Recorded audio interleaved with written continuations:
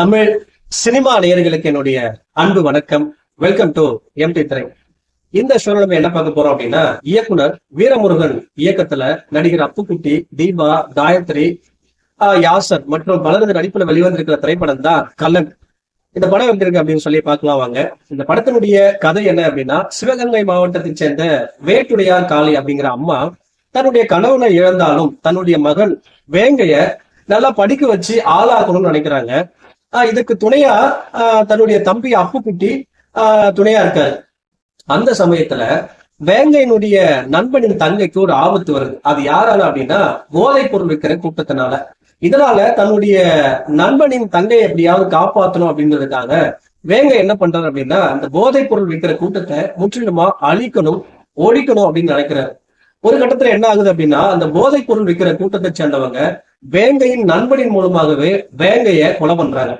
இதற்கு பிறகு வேங்கையின் அம்மா வேட்டுடையார் காளியும் அப்புக்குட்டியும் இதுக்காக பழி வாங்கணும்னு நினைக்கிறாங்க. இதற்கு பிறகு கஞ்சா, இந்த போதைப் பொருள், பெண்களை பாலியல் வன்கொடுமை செய்யறவங்க, இந்த ஒட்டுமொத்த கூட்டத்தையும் ஒழிக்கணுன்றதுக்காக வேட்டுடையார் காளியும் அப்புக்குட்டியும் களத்துல இறங்குறாங்க. இதற்கு பிறகு நடக்கக்கூடிய சம்பவங்களை ரொம்ப அதிரடியாகவும் சமூகத்திற்கான படமாகவும் சொல்லக்கூடிய படம் தான் இந்த கலன். இந்த படத்தை பத்தி ஆலோசனை அப்படின்னா, வேட்டுடையார் காளி கதாபாத்திரத்தில் நடிச்சிருக்கக்கூடிய தீபா சிறப்பான நடிப்பை வெளிப்படுத்திருப்பாங்க. குறிப்பா அம்மா அப்படின்னு சொல்லும் போது அன்பை வெளிப்படுத்திருப்பாங்க.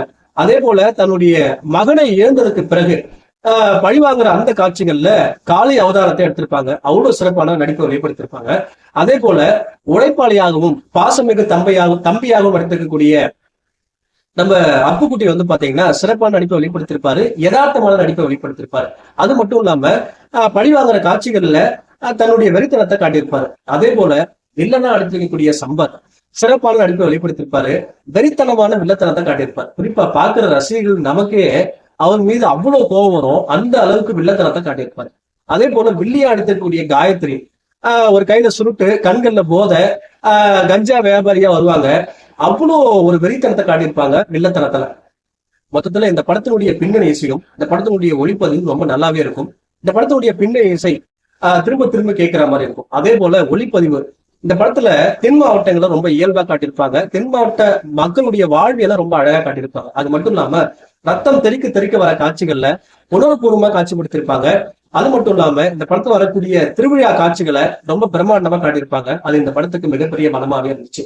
இந்த படத்தை எழுதி இருக்கக்கூடிய வீரமுருகன் இந்த படத்தை ஒரு சாதாரண படமா இல்லாம ஒரு முக்கியமான கருத்தை வச்சு ஒரு மிகப்பெரிய விழிப்புணர்வு படமா எடுத்திருக்காரு. குறிப்பா தமிழகத்தில் நடக்கக்கூடிய போதைப் பொருள், பெண் பாலியல் வன்கொடுமை இதெல்லாம் மையமா வச்சு பெண்களுக்கு எதிராக நடக்கக்கூடிய கொடுமைகளை ரொம்ப அழுத்தமாகவும் யதார்த்தமாகவும் எடுத்திருப்பாரு. அதே போல இந்த பெண்களுக்கு எதிராக வன்கொடுமை செய்யறவங்களுக்கு எந்த மாதிரியான தண்டனைகளை கொடுக்கணும் அப்படிங்கிறத ரொம்ப அழுத்தமா சொல்லியிருப்பாரு. இந்த படத்தை ஒரு சாதாரணமான ஒரு படமா இல்லாம ஒரு மக்களுக்கான படமா, சமூகத்திற்கான படமா எடுத்திருக்காரு. அது முழுக்க முழுக்க சமூகத்துக்கான படமா மட்டும் இல்லாம ரொம்ப கமர்ஷியலாகவும் அது ரொம்ப நாகரிகமாகவும் எடுத்திருக்காரு. மொத்தத்துல இந்த படம் ஒரு சமூகத்திற்கான படம். இந்த படத்துக்கு நான் கொடுக்குற ரேட்டிங் 5/3.